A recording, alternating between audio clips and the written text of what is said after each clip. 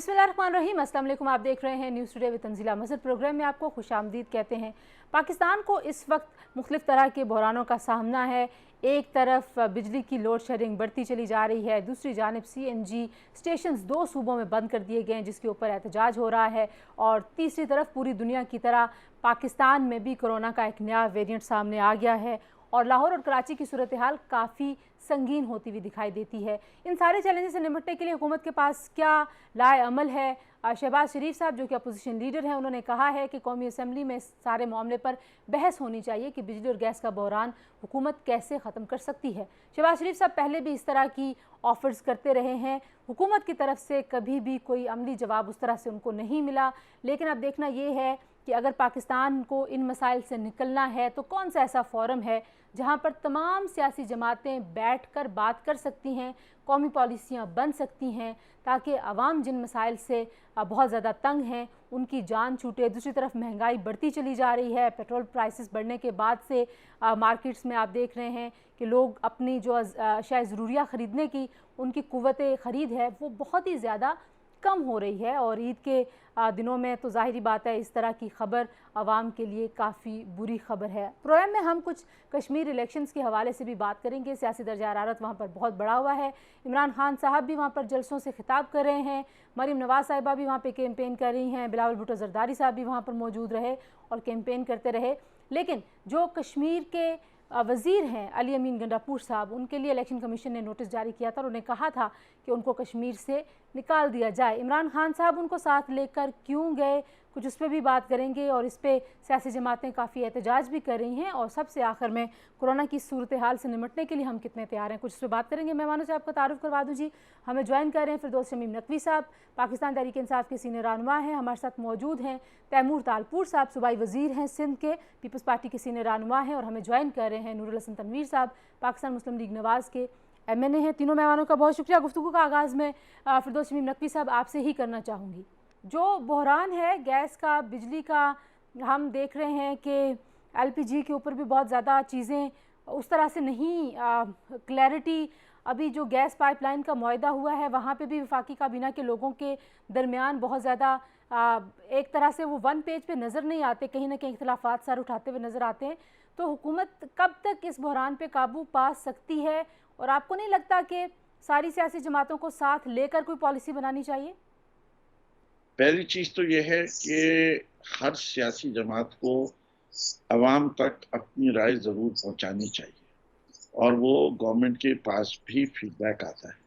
और मैं समझता हूं कि पार्लिमानी कमेटियां जो हैं, जो कि नेशनल असेंबली में फंक्शनल है, बाकी सिंध में हो या नहीं हो, वहां भी ये सवाल उठाया जा सकता है और रेश किया जा सकता है। वो पार्लिमानी कमेटी जो है, जो मिनिस्ट्री ऑफ एनर्जी के अंदर जिनके पास है, वो ये मौजू में शहर हासिल बहस करके अपना पॉइंट ऑफ व्यू, अपनी पार्टीज का पॉइंट ऑफ व्यू गवर्नमेंट तक पहुंचा सकते हैं।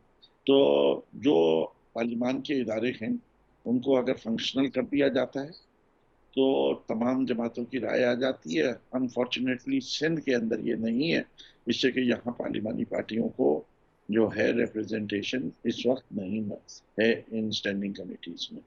सही। और मैं समझता हूँ जितना national consensus non national issues built up किया जाए उसमें बेहतरी आती है माहौल में। Everyone should be on board, लेकिन फोरम पार्लियामेंट्री होना चाहिए। सही। पहले तैमूर से पूछ लेते। तैमूर, क्योंकि सिंध और जो विफाक है उसके माबेन कोई ना कोई फासला दूरी तो बार बार हमें नज़र आता है कि कहीं ना कहीं गैप्स ज़रूर हैं। लेकिन अभी नकवी साहब कह रहे हैं कि वहाँ पे जो पार्लिमानी कमेटियाँ हैं ज़ाहिर है जिनका बड़ा अहम किरदार होता है, बिलखुसूस जो इस तरह के बहुत ही तकनीकी और बारीक बीनी से देखने वाले मामलात हैं, वहाँ पर बड़ा अहम किरदार है। तो वहाँ पर नहीं है क्या फंक्शनल पार्लिमानी कमेटियाँ? हमारी कमेटीज अल्हम्दुलिल्लाह फंक्शनल हैं, बहुत अच्छा काम कर रही हैं, रेगुलर मीटिंग्स हो रही हैं। पर जब हमारी कमेटीज हम डिस्ट्रीब्यूट कर रहे थे तब नकवी साहब ने बहुत जिद और बहस की थी कि इनको अपनी मर्जी की फिलानी कमेटीज चाहिए। तो अब जाहिर बात है डिक्टेशन पे तो सिंध हुकूमत नहीं चल सकती, लिहाजा जो हमें जिस तरह से सही लगे, जब अपोजिशन ने कह दिया हम अगर या तो यही लेंगे या कोई भी नहीं लेंगे, तो हमें तो अपनी असेंबलीज फाल करनी थी, वो कमेटीज को फाल करना जरूरी है। तो हमने अपनी मर्जी से जो बाकी पार्टीज थी, जो बाकी अपोजिशन की जमातें थी, उनको दे दिए, कुछ हमारे अपनों ने ले ली। तो अल्हम्दुलिल्लाह बड़ी फाल है और बड़ा अच्छा काम कर रही है कमेटीज। जहाँ तक बात है फाल होने की, तो फाल वफाकी हुकूमत नहीं है। आप आजकल के हालात देखें, आप प्राइसेस देखें, ये कीमतों को कहाँ लेके चले गए। जिन्होंने आके करप्शन और महंगाई खत्म करनी थी, उन्होंने करप्शन को किस दर्जे तक पहुंचा दिया। मतलब कि चोर डाकू भी मेरे ख्याल से, अल्लाह माफ करे, ऐसा काम नहीं कर सकते इस मुल्क के साथ जो इस तबाही सरकार ने किया है। एक तो चोरी, ऊपर से सीना जोरी, खास तौर पे जो नाअहली इनकी है वो तो अवाम के सामने आ गई है। हमें हर थोड़े दिन में सुनने को मिलता है कि अब कीमतें गिरा देंगे, अब पॉलिसी बेहतर कर देंगे। और जब भी खान साहब ये कहते हैं तो वो यू टर्न लेके हमें दिखा देते हैं, हमें बता देते हैं कि भाई कितनी प्राइसेस बढ़ा सकते हैं। अभी एक महीने में मेरे ख्याल से कोई 10 रुपए 2 महीने में प्राइस बढ़ा दी इन लोगों ने सिर्फ पेट्रोल की। घी कहाँ पहुंच गया है, आटा कहाँ पहुंच गया है, बिजली कहाँ पहुंचा दी है इन्होंने। तो ये मेरे ख्याल से आए थे इजराइल की एजेंडा पे इस मुल्क के साथ दुश्मनी करने, और कहते भी थे सुनामी आई है तो समझ तो हमेशा तबाही ही मचाई है। सुनामी ने कभी भी कोई बेहतरी की चीज नहीं की। तो अभी लेटेस्ट इजराइल का एजेंडा क्या होता है? आप सियासी गुफ्तगू में, जाहिर है इजराइल के एजेंडा के ऊपर तो आप ना बात करें, मैं माजरत ख्वाह हूँ कि इजराइल का एजेंडा क्या है। आप मुझे बता दें, जो इस मुल्क के साथ, इस मुल्क के लोगों के साथ हो रहा है, कभी पहले हिस्ट्री में हुआ है? जरदारी साहब की हुकूमत थी, नवाज शरीफ की हुकूमत थी, डिक्टेटर्स की हुकूमतें आई हैं। ऐसा हाल तो कभी अवाम के साथ नहीं है जिस तरह से अभी अवाम को क्रश किया जा रहा है। और तंजीला इसकी रिजल्ट भी तो आपके सामने आ गए ना, आपने भी देखा। 13 बाई इलेक्शन हुए पाकिस्तान में, उन 13 बाई इलेक्शन में से 12 बाई इलेक्शन ये लोग हारे हैं। तो अवाम ने तो इनको मुस्तरद कर दिया और इंशाल्लाह ताला बहुत जल्द आप देखेंगे कश्मीर में भी इनके साथ वही किया जाएगा। मैं नकवी साहब से इन चीज़ों का जवाब लूंगी। मैं जरा तनवीर हसन साहब से पूछ लूँ। तनवीर साहब, शहबाज शरीफ साहब की तरफ से काफ़ी मसलहत आमेज़ किस्म का रवैया भी है और वो चाहते हैं कि मफाहमत की सियासत हो, और उन्होंने हुकूमत को कई बार दावतें भी ऐसी दी हैं। एक बार फिर वो दावत दे रहे हैं कि पार्लियामान में हुकूमत को बहस करानी चाहिए। बड़े अहम मामलात हैं। बिजली और गैस का बहरान जाहिर है पाकिस्तान में नया नहीं है, माजी में भी हमने देखा घंटों लोड शेडिंग्स होती थी, बहुत ज़्यादा शॉर्टफॉल भी होते रहे हैं। तो ऐसी बात तो नहीं है कि सिर्फ पाकिस्तान तहरीक इंसाफ की हुकूमत में हो रहा है। तो सारे जो हुकूमतें रही हैं वो अपने तजुर्बात बैठ के मिल के शायद कोई पॉलिसी बना पाएँ। आपको लगता है कि सारी नून लीग शहबाज शरीफ साहब की ये जो मफाहमत की पॉलिसी है इसको इंडोर्स करती है, और वाकई हुकूमत की तरफ से कोई मस्बत जवाब की भी तवक्को रखते हैं आप? बहुत शुक्रिया कि आपने दावत दी। दो बातें हैं जो आपने इसमें कही हैं, और एक ये कि पिछली हुकूमतों में भी अपना लोड शेडिंग होती थी, और ये कि शहबाज शरीफ साहब की जो पॉलिसी है मुफाहमत की, उसका ये जवाब देंगे या नहीं देंगे। देखें, मोहतरम शहबाज शरीफ साहब हमारे सदर हैं, अपोजिशन लीडर हैं। सारी अपोजिशन लीडर जो है उनकी क़यादत में इकट्ठी है। हर कोई ये चाहता है कि पाकिस्तान के अवाम के मसाइल को हल किया जाए। नकवी साहब, हुकूमत आराम से बैठी हुई है, बिजली के बहरान के लिए आप लोग क्या करें? क्योंकि दोनों अपोजिशन के लोगों की आपने राय सुन ली। जी करना होता है। जी। तो अगर आप इजाजत दें तो पहले मैं तैमूर साहब के जवाब दे दूं। जी और फिर इनका जवाब दे देता हूँ, लेकिन वक्त दे दीजिएगा। जी प्लीज। पहली चीज तो हुकूमत का काम होता है कि ऑपोजिशन के साथ डायलॉग करके जो मसाइल हैं वो उनको हल करे। सिंध हुकूमत को पब्लिक अकाउंट्स कमेटी हमें ना देने पर हमने एहतजाजन स्टैंडिंग कमेटीज नहीं दी थी। ब्रेक लेते हैं, ब्रेक के बाद जब वापस आऊंगी तो पूछूंगी नकवी साहब से कि जिन चीज़ों की तरफ वो निशानदेही करें कि ये कोताहियाँ थी नवाज शरीफ साहब की हुकूमत जब बिजली का बहरान हल करी थी, तो अब की हुकूमत ने उन कोताहियों को दूर करने के लिए अब तक क्या किया है? ब्रेक के बाद उस पर बात करते हैं, हमारे साथ रहिए।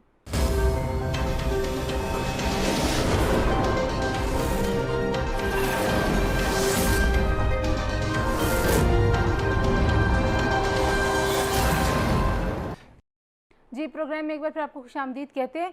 तैमूर साहब, जो ज़ाहिर है मैं टॉपिक तो ये नहीं था कमेटियों का, लेकिन आप अगर ब्रीफ सा कमेंट कर दें तो फिर आपसे मैं पूछना चाहूँगी कि पीपल्स पार्टी का इस वक्त मौक़िफ़ क्या है? क्योंकि आप लोगों ने कहा था कि हम शहबाज शरीफ साहब की क़यादत में कौमी असम्बली में जो भी शहबाज शरीफ साहब फ़ैसला करेंगे एज़ अपोजिशन लीडर, हम उसी को फॉलो करेंगे। तो आप भी समझते हैं कि हुकूमत के साथ एक नेशनल डायलॉग होना चाहिए इन सारे क्राइसिस के ऊपर?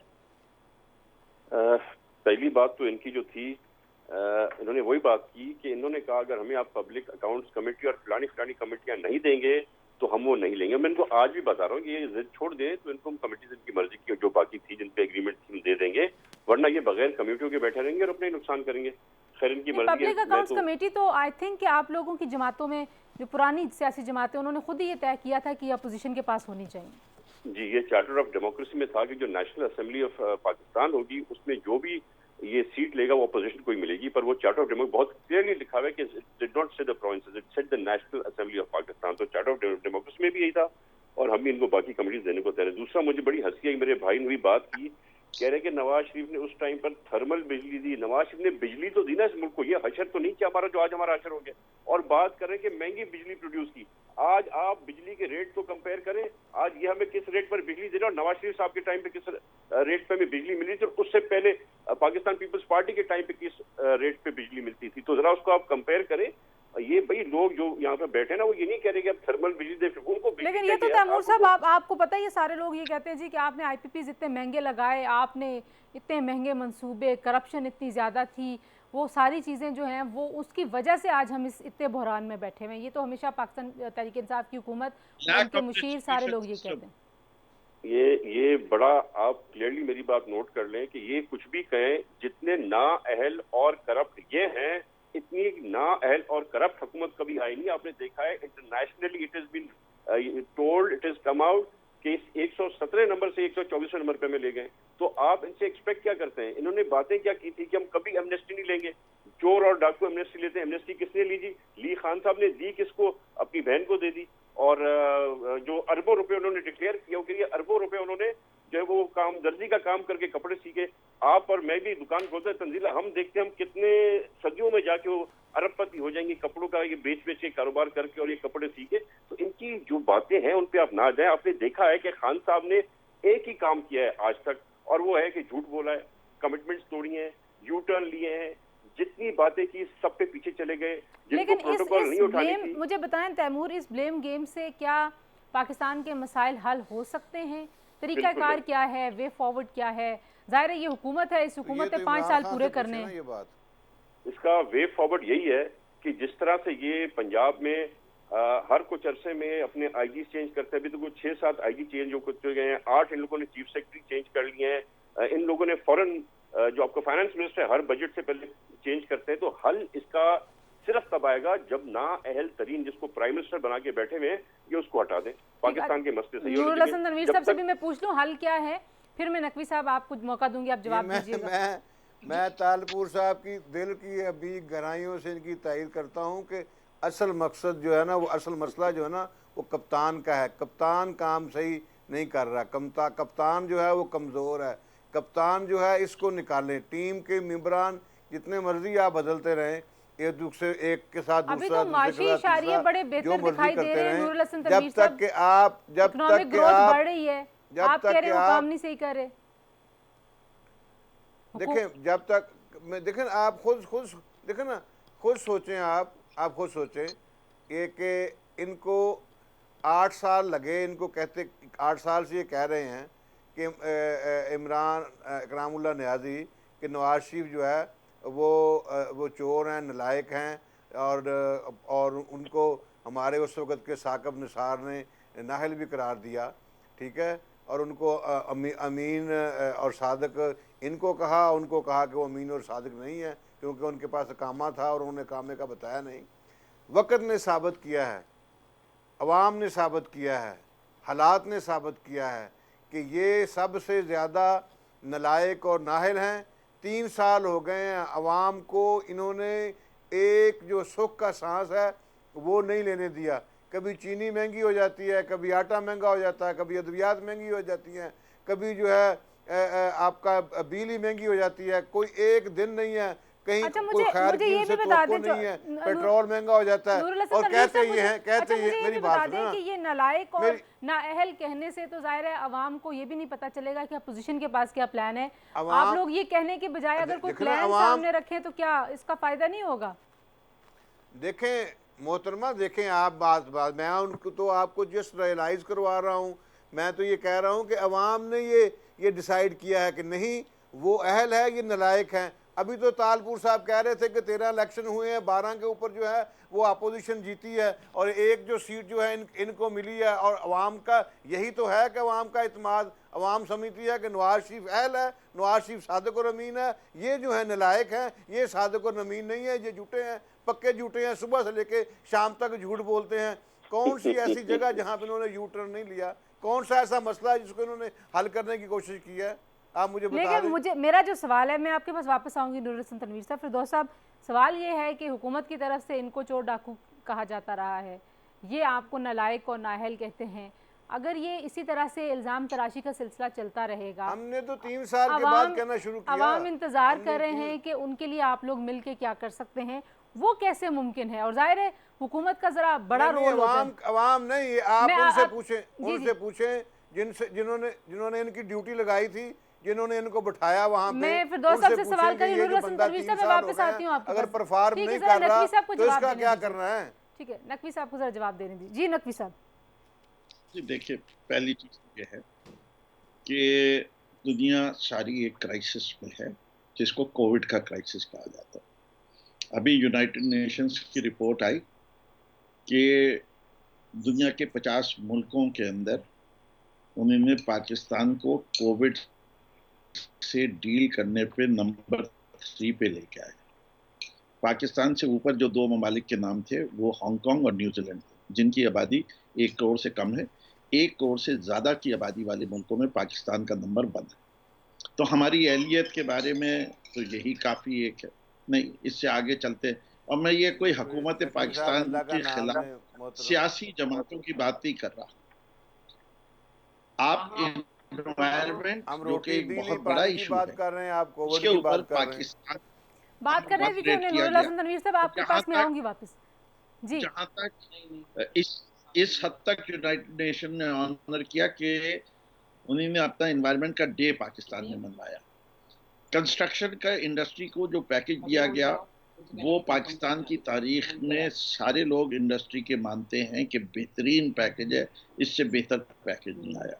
टेक्सटाइल इंडस्ट्री के मसाइल को हल करने के लिए जो पैकेज दिया गया वो सब मानते हैं उससे बेहतर नहीं। एहसास प्रोग्राम को दुनिया ने सराहा।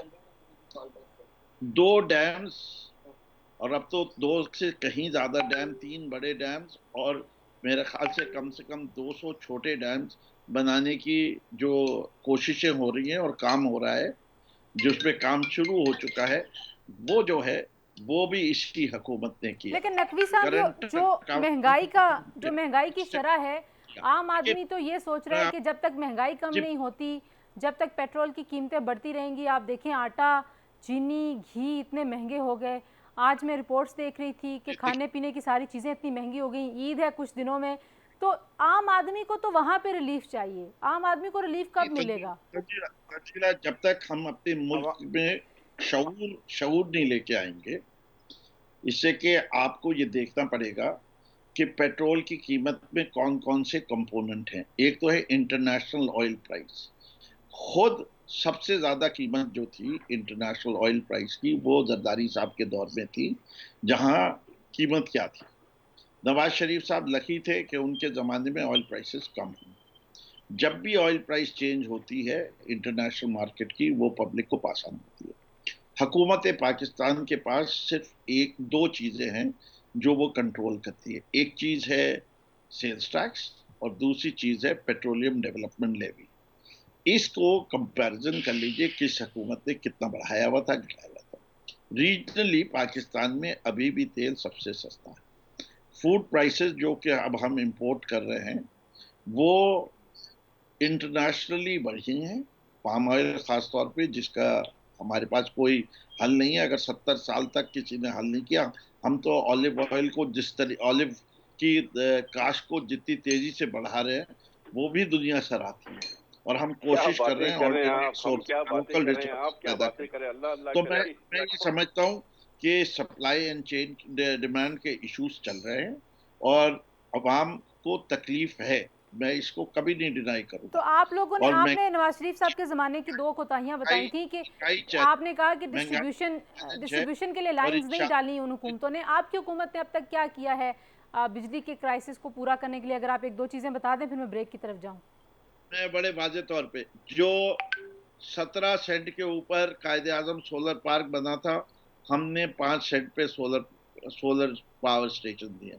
हमने तमाम आईपीसीपीस के साथ रीनेगोशिएट करके पैसे बचा रहे हैं। 2000 तक की जो आईपीपीस लगी थी उनसे कर लिया, जो उसके बाद लगी है उनसे आजकल नेगोशिएशन जारी है कि हम चाह रहे हैं कि इनका जो पेमेंट है उसको, जो इनका लोन कंपोनेंट है उसको 11 साल के बजाय 20 साल पे ले जाया जाए, कि कोशिश की जाए।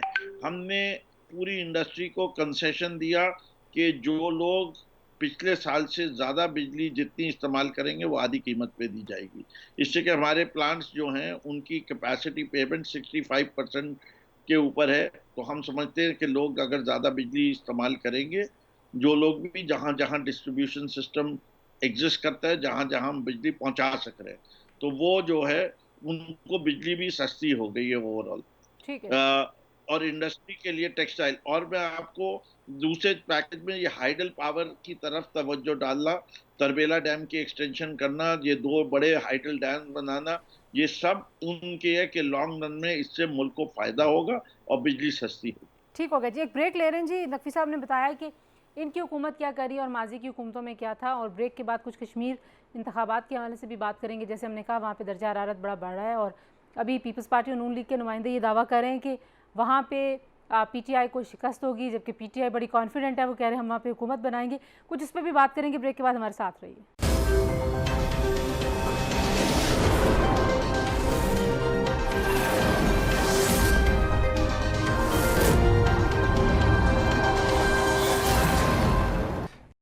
जी, प्रोग्राम में एक बार फिर आपको खुशामदीद कहते हैं। और नूरुल हसन तनवीर साहब, पहले ज़ाहिर है हमने हुकूमत की और बहरान की बात तो कर ली।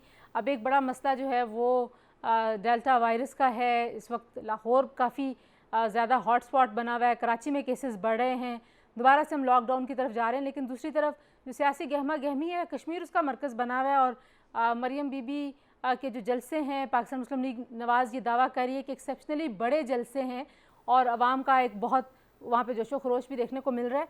लेकिन हमने ऐसे जोशो खरोश गिलगित में भी देखा था, लेकिन उस तरह से आपको वोट नहीं पड़े थे। तो कश्मीर में आप क्या एक्सपेक्ट कर रहे हैं, क्या सिचुएशन होने वाली है? गिलगित बिल्तिस्तान में हुआ यूँ था कि वहाँ पे जो मुस्लिम लीग नून के जो कैंडिडेट्स थे वो उन्होंने बिल्कुल जब कैंपेन के आखिरी दिन चल रहे थे और टिकट जमा करवाना होता है तो उन्होंने वो टिकट जमा नहीं करवाए थे और वहाँ पे गेम हो गई थी और इलेक्शन चोरी हुआ था। अच्छा। यहाँ पे जो है ना वो मुख्तलिफ है सूरत हाल।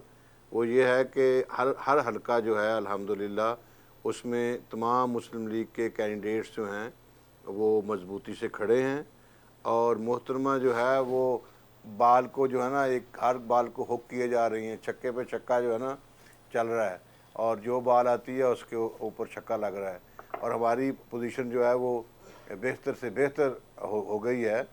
और जहाँ तक बात है इमरान खान की, कल इन्होंने 11 हलकों का एक जलसा था बाग में रखा, तो एक्सीलेंट कंपैरिजन है वहाँ पे कि अवाम जो है उससे पहले वो जो अली अमीन गंडापुर है वो नहीं चला पा रहे थे अपनी कैंपेन, उनको मज़ाहमत हो रही थी। फिर उनको निकल जाने के लिए कहा, इलेक्शन कमीशन ने, आज़ाद कश्मीर ने कहा कि आप चले जाएं यहाँ से। और ये सितम ज़रीफ़ी देखें कि इलेक्शन कमीशन उनको कह रहा है चले जाएं और कल इमरान खान साहब उनको फिर अपने साथ लेके वहाँ पे गए बाग में।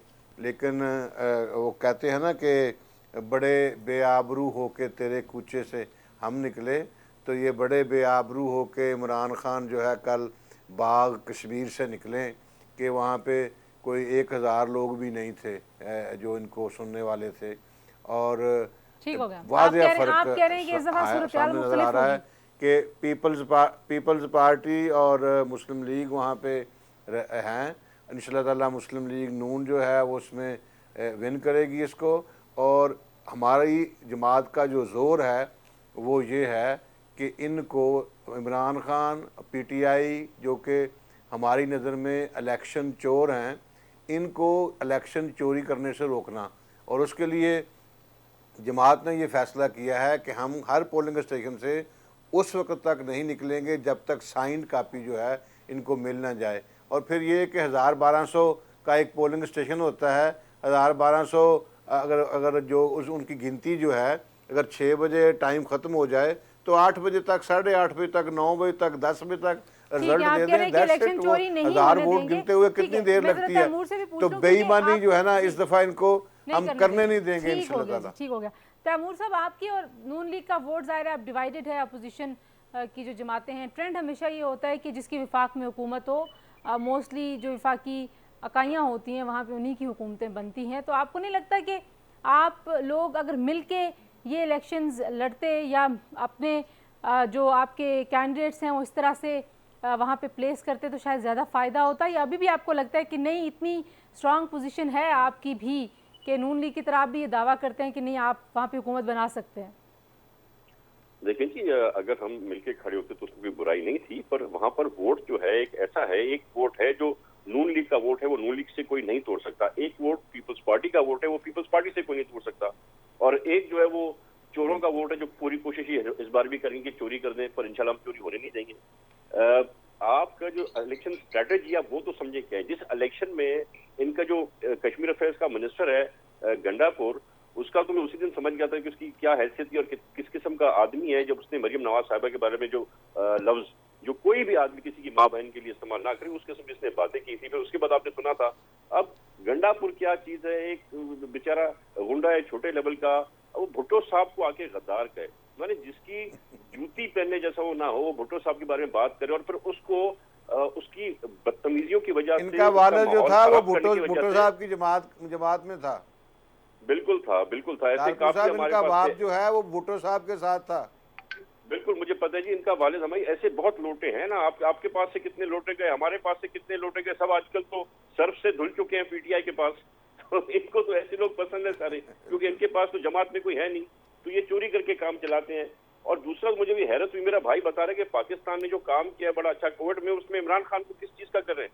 भाई इमरान खान वो शख्स है, तंजीला आपने देखा होगा, उसने कहा था घबराना नहीं है, नजला है, जुकाम है, जोशांदा से ठीक हो जाएगा। तो ये तो खान साहब ने बातें की थी। तो सलाम पेश करें मुराद अली शाह साहब को, जिसने आके बताया कि एसओपीज फॉलो करो, मास्क पहनो, किस तरह से जबरदस्ती ये सारा किया। तो आप कैसे जो क्लेम कर सकते हैं, जो बंदा कोविड को मानने को तैयार नहीं था।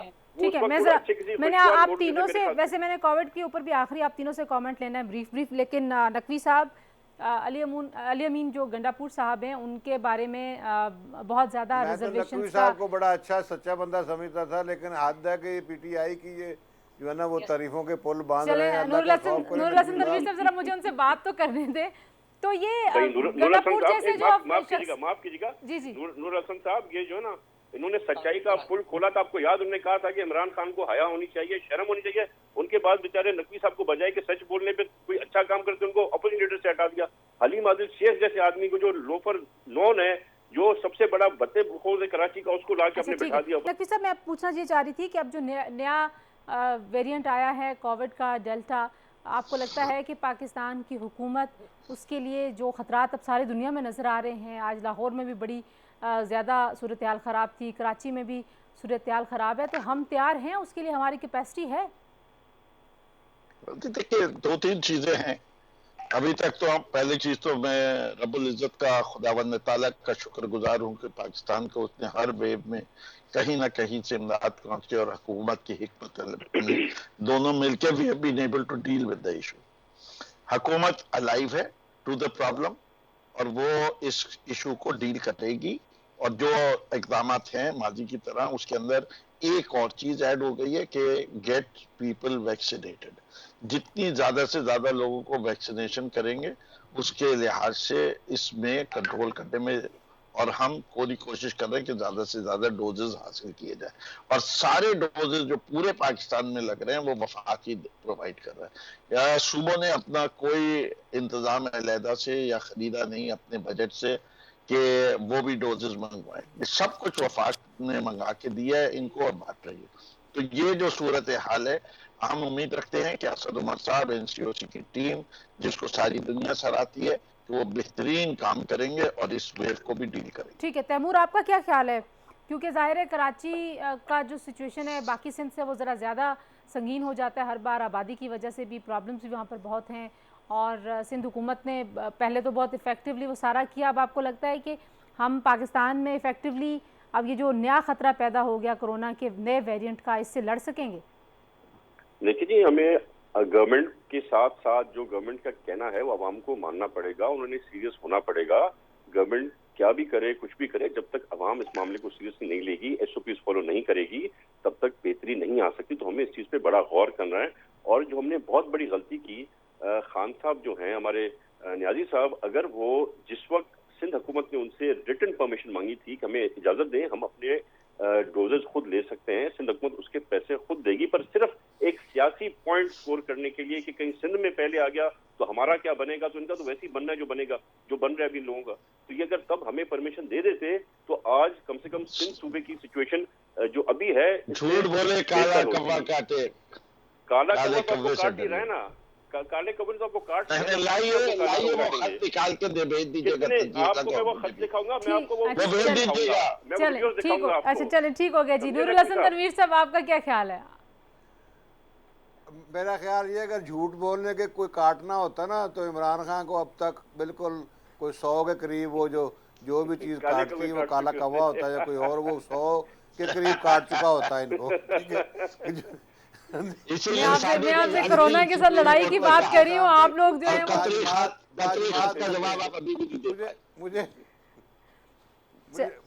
मुझे ये है कि हमें अल्लाह ताला से बिल्कुल उम्मीद है। पहले भी हमें इमरान खान नहीं, अल्लाह की ज़ात ने हमें बचाया है। और इन लोगों की बेवकूफ़ियाँ कि ये तो अपना जो है ना वो आपने जो है ना वो मार्केटें बंद करनी है, नहीं करनी, आपने फैक्ट्रियां बंद करनी है, नहीं करनी, ये तो इन्होंने को तकरीबन 6 महीने लगा दिए थे। चलें जैसे भी किया, लेकिन अब दुनिया मानती है कि हमने बहुत अच्छे से डील किया। आप भी मान जाए कि हमने अच्छे से डील किया। हमें उस वक्त भी अल्लाह ताला की ज़ात पे भरोसा था, इमरान पे नहीं था। ये नहीं करेंगे। हम चले ठीक हो गई। नूरुल हसन तनवीर साहब बहुत शुक्रिया, हम इसलिए करें तालपुर साहब बहुत शुक्रिया। और जनाब वो विल बी ओपन माइंडेड। जी आप कह रहे थे ओपन माइंडेड हैं। हमने कुछ बात की आज जो सियासी हालात हैं और पाकिस्तान को जो चैलेंजेस दरपेश हैं। आज से प्रोग्राम के लिए इतना ही। अपना बहुत सारा ख्याल रखिए। अल्लाह हाफिज़।